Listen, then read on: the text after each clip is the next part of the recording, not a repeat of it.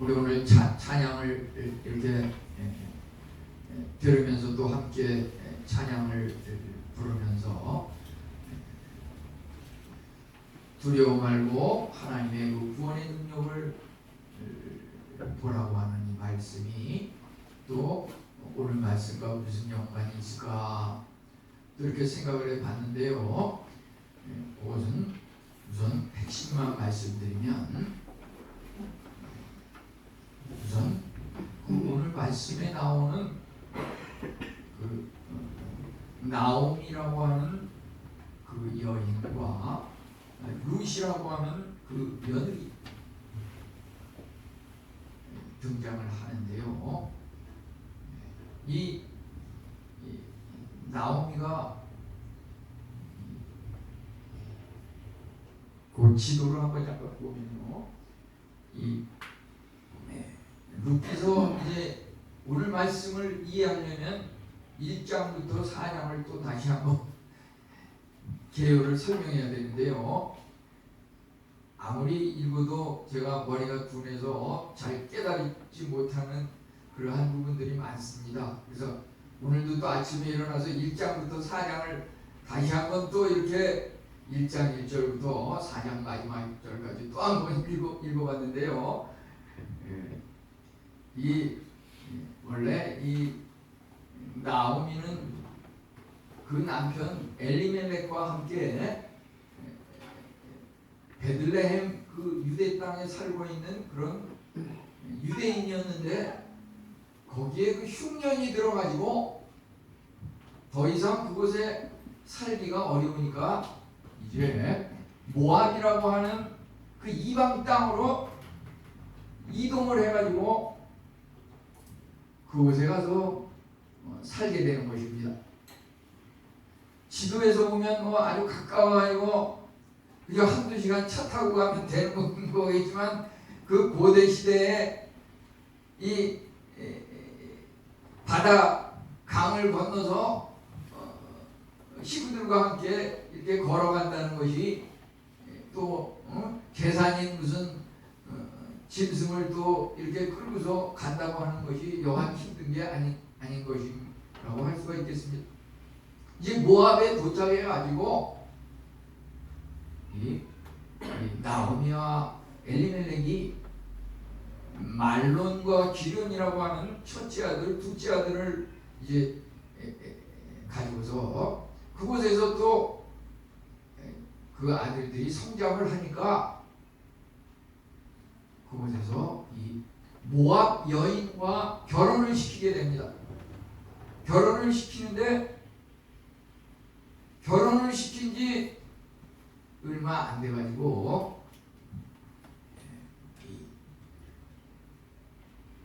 나오미의 그 남편 엘리멜렉이 죽고 또 그 두 아들 뭐 흉년에 식량 기근에 굶어 죽는 것을 살아보려고 모압으로 갔는데 그곳에서 남편을 잃고 그 두 아들 말론과 기련도 또 죽었다고 했습니다.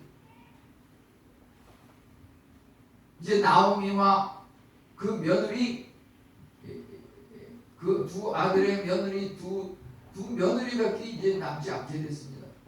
얼마나 참으로 이방 땅에서 여인만 둘이 남아가지고 그들을 보호하고 힘이 되었던 그 세 명의 그 아버지와 두 아들 세 명이 죽음으로 말미암아 그 얼마나 이방 땅에서 두렵고 말할 수 없는 그 고통이 있었겠습니까? 그런데 이때 하나님께서 그 두 며느리 중에서 한 명은 그냥 모압에 남고 그 룻이라고 하는 그 원래 그 모압 여인은 나오미와 함께 더 이상 모압 땅에 있을 수가 있어봤자 별 희망이 없는 것 같아서 도로 이제 베들레헴으로 다시 돌아왔습니다. 다시 돌아와서 이제 생계를 살아야 하겠는데 뚜렷한 기술도 없고 그냥 일용직으로서 이삭을 줍는 하루 일하고 하루 일당으로 살아가는 그런 이삭 줍는 일을 이제 하는데, 하나님께서 놀라운 구원의 손길을 뻗치셨는데, 그것은 바로 보아스라고 하는 그 사람의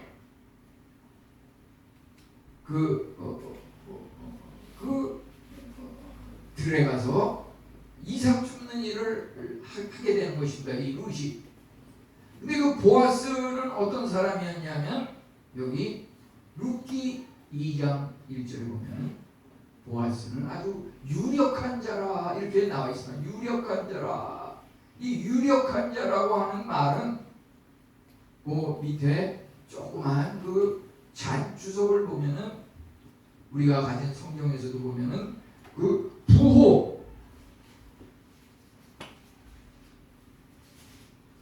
그 룻기 2장 1절이 그 밑에 작은 그 줄을 보면 부호 이렇게 되어 있습니다. 아주 부자고, 이것이 이 창세기에도 이런 그 유력한 자라고 하는 말이 나오는데요. 그것은 주로 당대에 아주 명성이 높은 힘 있는 사람, 이런 그 의미를 지니고 있는 것입니다. 그런 사람을 이렇게 힘들게 어려움을 겪고 있는 나오미와 룻의 가정에 그 보아스를 하나님께서 이렇게 구원의 손길로 보내주신 것입니다.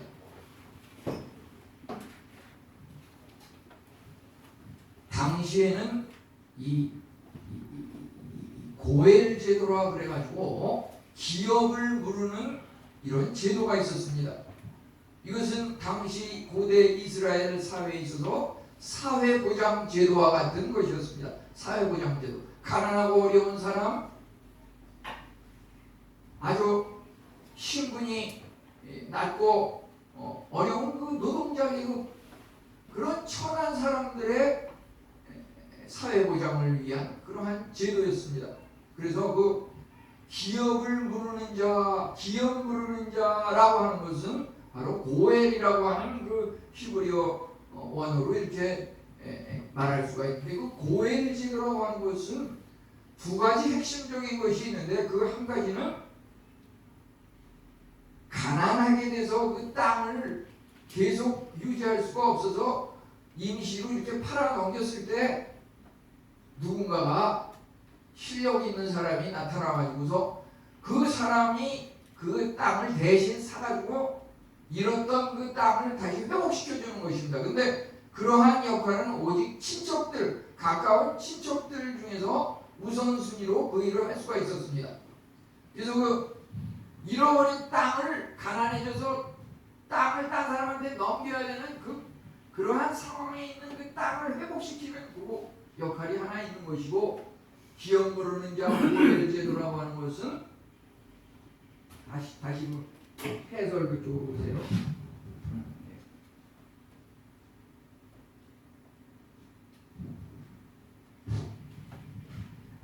땅을 회복시키는 그게 한 가지가 있는 것이고, 또 하나는 그 여인이 남편을 여의고 홀몸이 되었을 때, 과부가 되었을 때 그 여인을 그 미망인과 결혼을 해서 그 가문의 대를 이어주는 그러한 역할을 하는 것이 바로 이 고엘 제도, 기업을 무르는 자의 그 의무이고 역할이었습니다. 이만큼 지금 한국이 아무리 무슨 세계 5위, 10위 무슨 강대국이라도 무슨 이만한 무슨 사회복지 제도가 있습니까? 이 고대 사회의 이스라엘의 이 구약 시대의 이 고엘 제도라고 하는 것은 창세기부터 계시록까지 몇몇이 흐르는 하나님의 구원의 손길에 이스라엘이 세계적으로 앞서가는 그 사회보장 제도의 하나였던 것입니다. 아마 이러한 제도가 제대로 실천이 된다 그러면 당장 무슨 노사분균이 무슨 건폭, 노폭 그런 말이 없을 것입니다.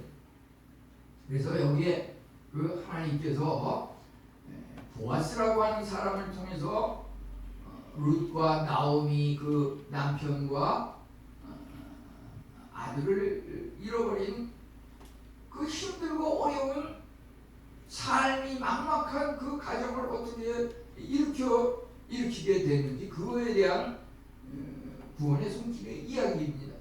그러면 어떻게 하면 이러한 일이 있을 수 있는 것인가?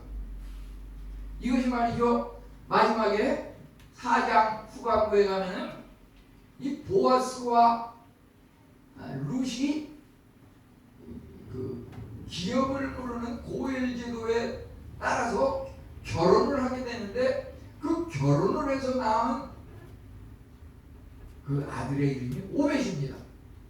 오벳은 바로 이새의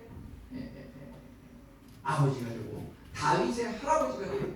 이제 그 다윗의 가문에서 마태복음 1장에 보면은 예수 그리스도가 나셨다고 이렇게 되어 있는 것입니다. 우리가 믿는 그 예수님의 그 조상이 바로 오늘 우리가 이렇게 읽게 되는 그 룻, 보아스 그 가정에서 태어난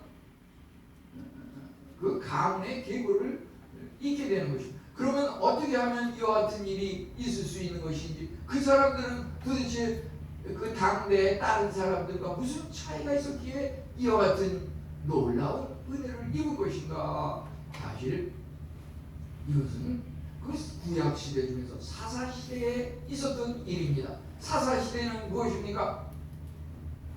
사사 시대의 그 특징이라고 하는 것은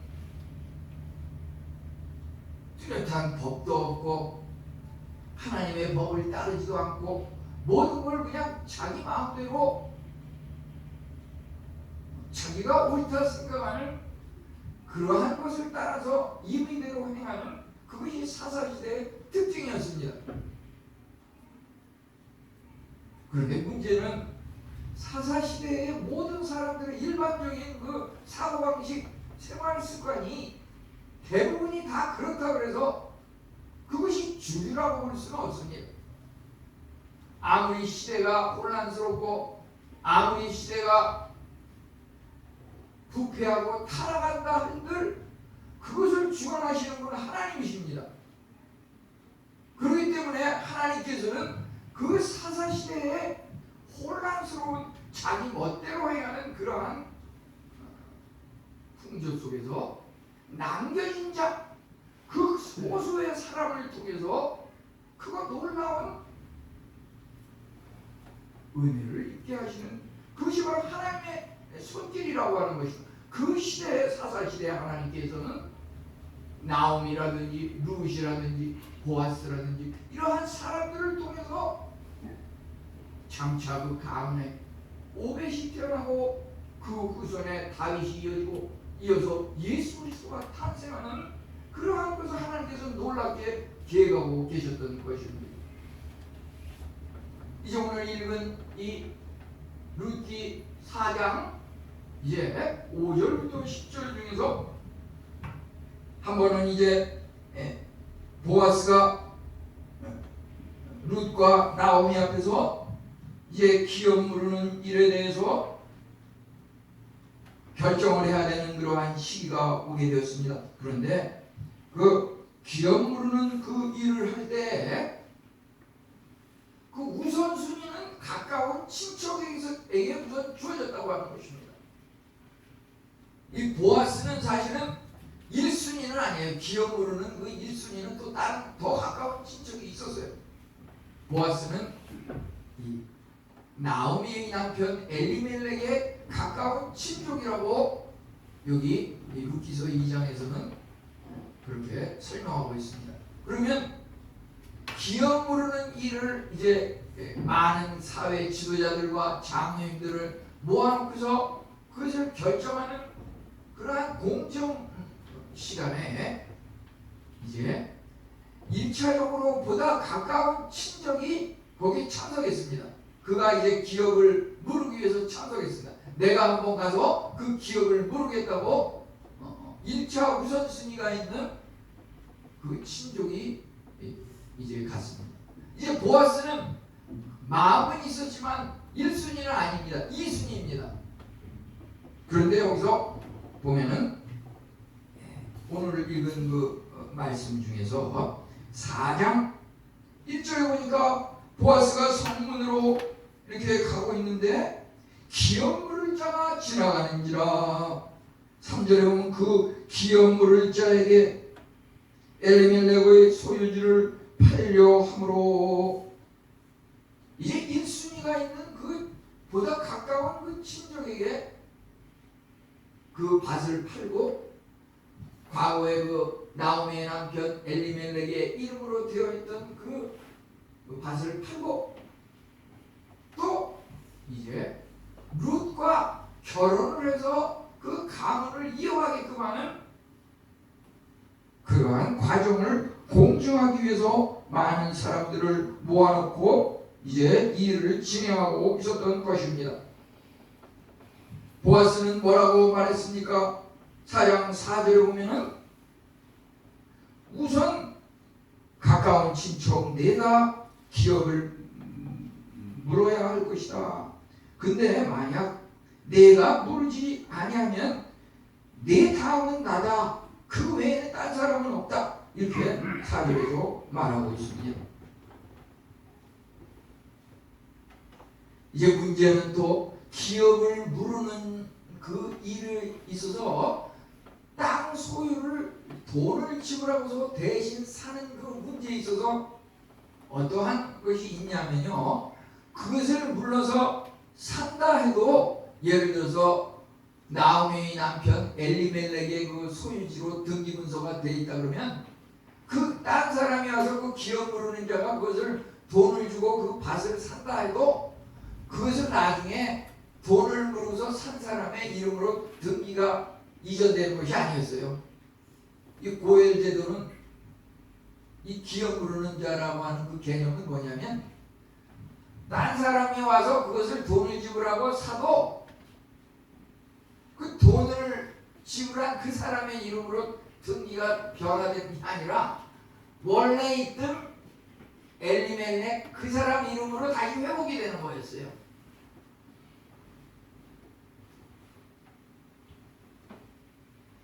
그게 여기서 고엘 제도의 그 중요한 우리가 알아야 될 그 핵심입니다.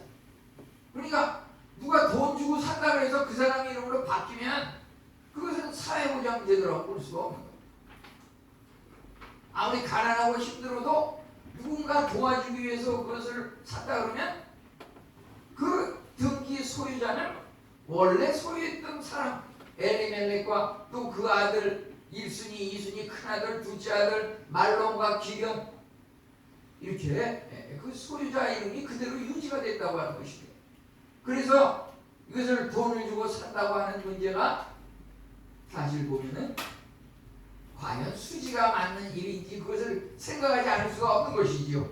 그래서 여기 보면은 6절에서 우리가 아까 읽었는데 보면은 그 1순위 그 기업 물을 자가 뭐라고 그랬냐면은 내가 이것을 제일 처음에는 그것을 기업 물을 자라서 돈을 지불하고 살려고 이렇게 했는데 가만히 따져보니까 내가 사봤자 내 이름으로 되는 게 아니라 여기 뭐라고 그랬어요?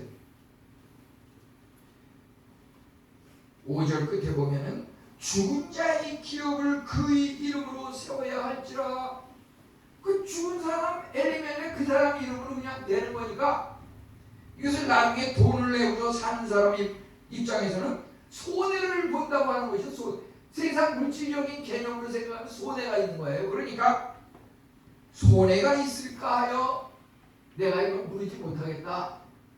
이것은 뭐냐면은 이 1순위로 가까운 친척으로 기업 물을 자인 그 사람이 이거 내가 돈 주고 사봤자 가만히 생각해 보니까 자기 이름으로 된 것도 아니고 원래 죽은 사람들 그 가문의 이름으로 되는 걸 생각하니까 자기한테 손해가 있다 이거죠. 그러니까 이 사람이 나 이거 기업 물는 거 안 하겠다. 돈 내고 다시 이거 안 하겠다. 또 룻과 결혼을 해서 가문을 이어가는 것도 이 남편을 여의고 과부가 된 그 사람한테 내가 결혼을 안 하겠다. 이런 마음을 먹고서 그 기업 부르는 것을 포기한 것입니다. 그런데 이 나오미가 뭐라 그래? 이 보아스가 뭐라 그래? 보아스는 그 1차로 기업 부르는 자가 만약에 안 하겠다 그러면 그 다음은 나다. 이렇게 여기서 4장 4절에서 말하지 않았습니까? 이제 결과적으로 보아스는 그러한 물질적인 손해, 내가 그것을 돈을 지불하고서 그 어려운 힘든 나오미와 룻 그 가정을 회복시켜서 그 이름이 땅의 소유자가 그 가문 쪽으로다가 이름이 올려진다 한들 물질적인 손해가 있다 한들 나는 그냥 이걸 물르고 사겠다. 이렇게 하고서 보아스는 여기서 그것을 자기가 선언을 했는데 여기 보면은 신을 벗었다 그래. 신을 벗었다. 7절에서 신을 벗어서 증거하였다. 또 9절에서도 보면은 오늘 산 일에 증인이 된다 그래가지고서 8절 끝에도 보면은 신을 벗었다. 이 신을 벗는다는 말이 뭐냐면 오늘날로 말하자면 공중인감 도장 같은 거예요. 그러니까 신발을 신고 걸어가는 이것이 말하자면 내가 걸어가는 지역이 내 땅이다 이런 의미와 마찬가지로 이제 신을 벗었다고 하는 것은 더 이상 내 발자국을 남기지 않겠다. 내가 더 이상 그것을 물러서 소유권과 관계하지 않겠다 이런 의미가 있는 거거든요. 그래서 1차 기업 물을 자는 신을 벗으면서 사람들 앞에서 날 더 이상 이거 물르지 않겠습니다. 이렇게 선언을 했어요. 그럼에도 불구하고 보아스는 그것을 갖다가 돈을 지불하고 손해를 감수하고 사고 이제 또 룻과 이제 결혼을 하는 이러한 과정을 밟게 되는 것입니다.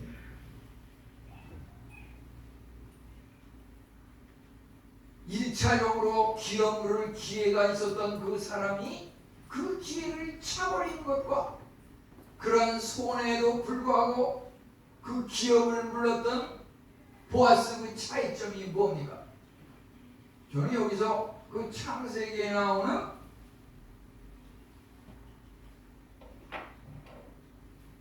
그 에서와 야곱을 생각하게 됩니다. 에서는 장자권이 있었지만은 배가 고픈 그 허기진 피로를 회복하기 위해서 장자권을 팔고 팥죽 하나에 넘어가지 않았습니까?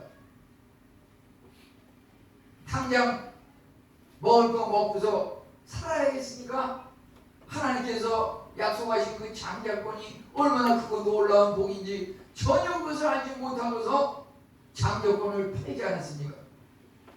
당장 배고픔을 채우려고.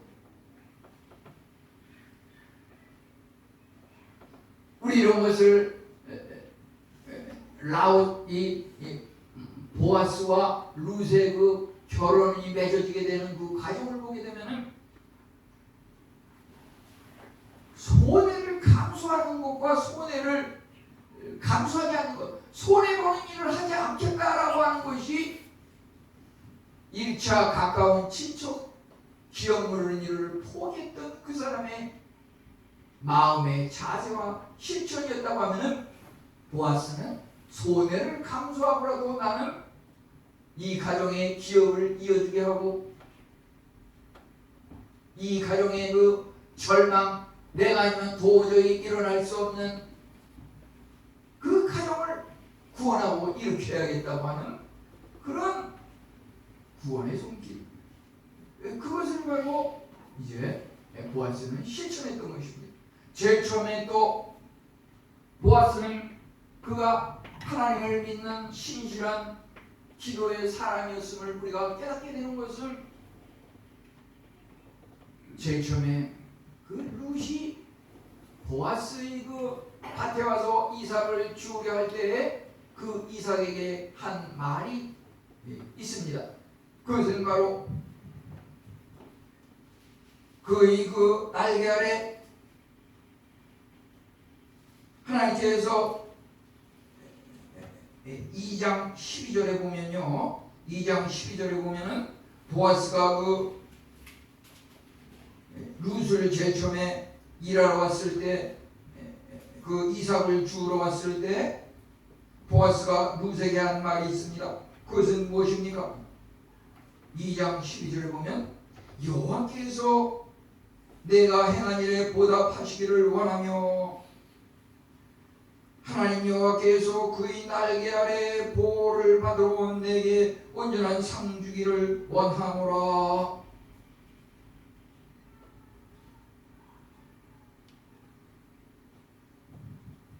보아스의 밭에 와서 이삭을 주우러 온 룻에게 보아스는 여호와 하나님의 그 날개 아래 보호를 받으러 온 너에게 하나님께서 보호하시고 상 주시기를 원하노라. 이렇게 하나님 앞에 기도하였는데요, 이제 바로 이 기도대로 룻은 그 시어머니 나오미가 하루는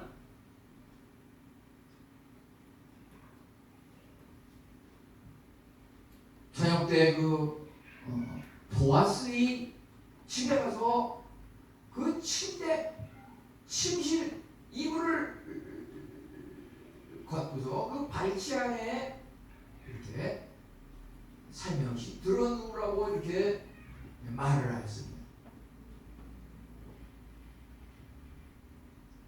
룻이 시어머니 나오미의 그 말을 그대로 순종하였습니다.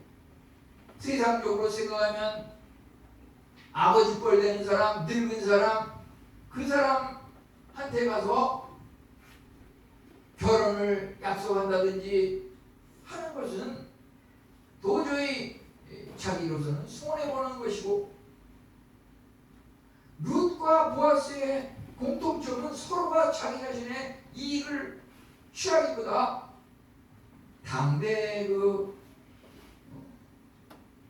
기업 누르는 자에게 주어지는 그 고엘 제도의 법, 하나님의 법도, 이것을 레위기 25장 25절에서 물질적인 손해를 입힌 자를 물질적으로 보상해 준다고 하는 그런 그 고엘 제도의 그 하나님의 법을 따른 것입니다.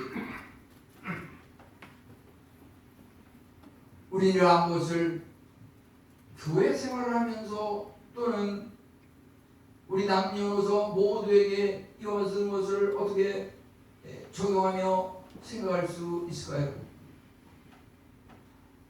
우리 그리스도인들이 믿음 생활을 하고 아멘 아멘하고 으쌰으쌰하고 다 좋습니다. 그런데 문제는 개인적으로 어떤 이권에 관계되는 문제가 닥쳤을 때는 손해를 보지 않으려고 한다고 하는 것이죠.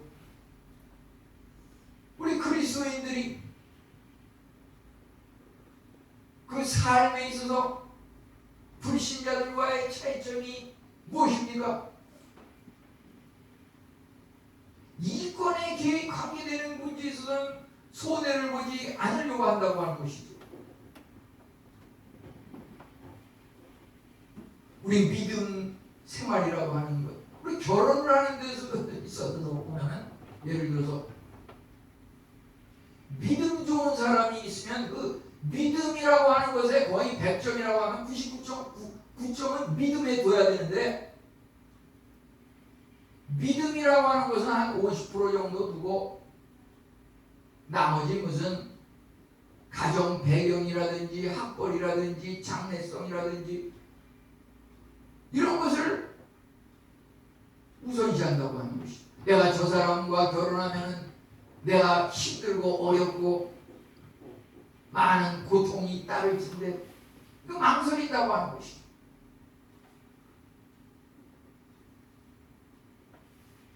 내가 하나님을 믿고 예배를 드리고 신앙생활하지만 나에게 손해가 끼치지 않는 범위 내에서만 신앙생활을 하겠노라고 굳게 다짐하면서 그 일에 목숨을 걸고 우리는 신앙생활하지는 않습니까? 예를 들어서 하나님의 말씀을 읽어야 하는 1년 1독 그 시간을 가져야 되는데 또 공예배에 참석해야 하는 우리는 그 하나님의 말씀을 읽는다든지 예배에 참석한다든지 하나님의 일에 봉사한다든지 교회에 무슨 자질구레한 눈에 띄지 않는 일을 하는 그러한 문제들이 그 일을 하다가는 내가 당장 생계가 어려워지고 수입이 감소하고 내가 당장 내일이 시험인데 공부하는 것이 우선인데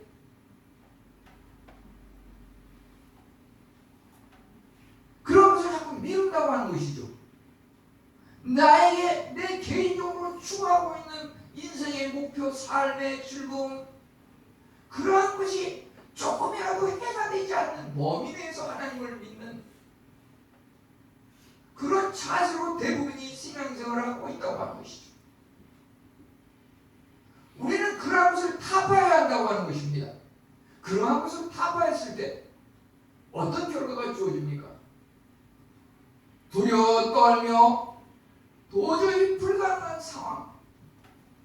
나오미와 룻 어떠했습니까? 남편이 죽었습니다. 아들 둘이 죽었습니다. 생계가 망망합니다. 어떻게 살아갑니까? 그럴 때 우리가 하나님의 약속의 말씀 붙들고 하나님을 의존하면 하나님의 구원의 손길이 뻗치는데 그 나오미와 그의 그 며느리 룻 이제 룻이 나오미 시어미의 말을 순종하면서 보아스와 결혼을 하였을 때 거기에 오벳이 있는데 그 오벳은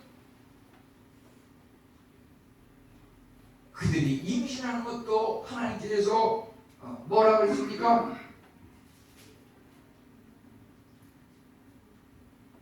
사장 13절에 보면 여호와께서 보아스와 룻에게 임신하게 하심으로 임신하였다고 했습니다. 우리 출발할 때도 그래요.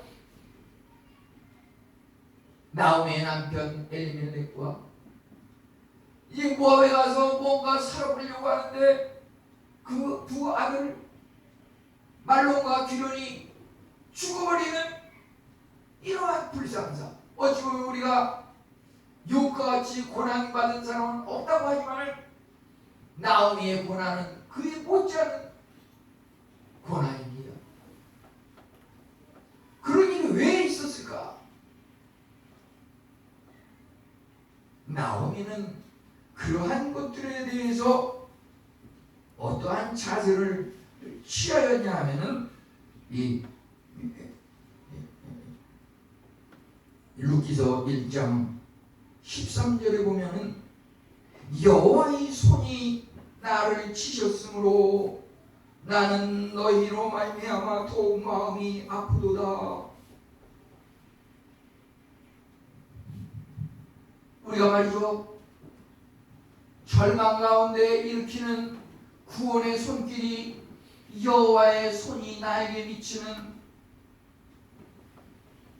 고엘의 그러한 은혜라고 하면은 도저히 이해할 수 없는 그 고난, 죽음, 그것 또한 나오미는 고백하기를 여호와의 손이 미침으로 내가 이와 같은 고난을 당한다고 이렇게 고백하고 있는 것입니다. 우리가 성공을 할 때만 하나님을 찬양하고 야 예수님을 믿었더니 이렇게 좋은 일이 생긴다. 같이 예수 믿자. 이게 절반의 신앙입니다. 힘들고 어려운 고난이 있을 때 그것 또한 하나님의 십자가의 고난의 은총인 것을 깨닫고 그것 또한 하나님의 구원의 손임을 우리는 깨달아야 합니다. 그래서 우리는 잘 돼도 하나님의 은혜요, 몸이 아파도 하나님의 은혜요, 물질적인 어려움이 있어도 하나님의 은혜요, 이렇게 받아들일 때 하나님께서 우리에게 크고 놀라운, 우리가 도저히 감당할 수 없는 그러한 것들을 감당하시게 하시는 그 놀라운 하나님이라고 하는 것입니다. 귀한 물을 자 고엘 제도는 바로 땅의 소유권 회복과 가정의 그 미망인 남편이면 남편을 여의고 절망 가운데 있었던 아무 물질도 없고 가정의 행복도 추구할 수 없었던 그러한 상황에 있는 룻을 구원하였던 것이고, 이제 룻은 하나님께서 보내신 보아스를 만나서 결혼함으로 그들 가운데 이제 오벳이 태어나고, 그 오벳은 다윗과 예수 그리스도에 이어지는 그 놀라운 일이 있었던 것입니다. 우리는 사람들이 다 그러니, 다 그렇고 그렇지, 요즘 세대가 그래, 이렇게 생각하고 도매금으로 넘어가기 쉽습니다.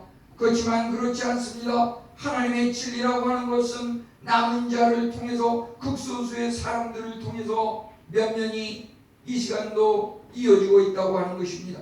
그저 사람들이 알아주는 것, 그저 사람들이 많이 모여서 들썩들썩하는 것, 그것만이 상수는 아니라고 하는 것입니다. 우리 대한민국의 역사를 보더라도 나라를 움직이는 사람, 물론 하나님께서 움직이시는데 사람을 통해서 움직이십니다. 예를 들어서 김대중 대통령, 저기 신안 하위라고 하는 아주 외진 곳에서 태어났습니다. 우리 김영삼 대통령, 문재인 대통령, 저 거제도에 아주 그냥 외진 그런 섬에서, 외딴 섬에서 태어났습니다. 감리교회 창시자 웨슬리라고 하는 사람도 아주 시골 깡시골에 아주 조그만 마을에서 태어났습니다. 우리 인해교회는 참으로 어떻게 보면 너무나 크고 부유하고 흥청망청하기 때문에 우리가 더 나태하기 쉬운 이러한 곳이라고 볼 수가 있습니다. 우리에게 주어진 것들에 대해서 궁극적으로 이제 보아스는 이러한 것들에 대해서 유력한 자로서, 그 나라를 기업 모르는 자로서, 이제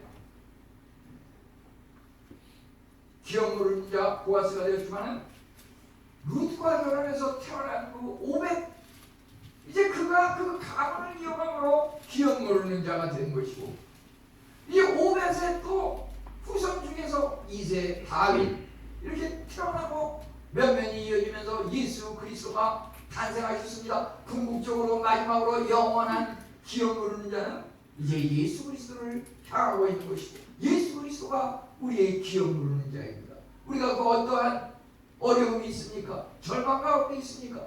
물질적인 것, 가정적인 것, 우리 직장과 사회 일과 미래에 관한 것, 그 모든 것들을 구원하시고 기업을 물으시는 그분은 바로 예수님이라고 하는 것입니다. 나오미는 참으로 이러한 과정 속에서 그 이름이 무엇입니까? 나옴이라고 하는 그 이름의 뜻은 희락이라고 하는 뜻입니다. 우리 428장 찬송 제일 처음에 불렀는데요. 그 4절에 보면은 내 영혼에 희락이 있고, 그 나옴이라는 말이 희락인데 말이요, 그 남편이 죽고 두 아들이 죽고 이렇게 되니까 사람들이 주위에서 나옴이 그러니까 나옴이가 뭐라고 응수했냐면 내 이름 나옴이라고 부르지 마요. 이렇게 남편도 죽고 아들이 다 죽었는데 뭘 자꾸 나한테 희락 기쁨이라고 부릅니까? 그러면서 내 이름 마라라고 부르시오. 마라.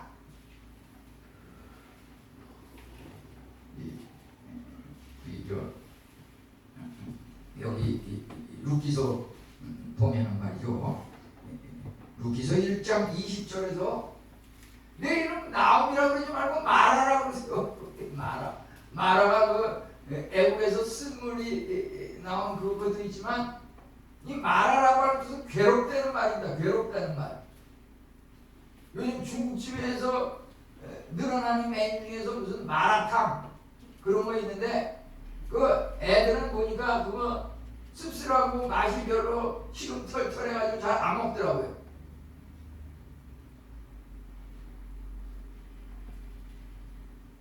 이 희락이라고 하는 이름을 가지고 태어났는데 그 인생이 너무 괴로우니까 본인은 나를 마라라고 부르시오 이렇게 했는데 하나님께서 궁극적으로 영원한 희락을 그 나온에게 또 루세에게 보아스를 통해서 이렇게 준 것을 보게 됩니다.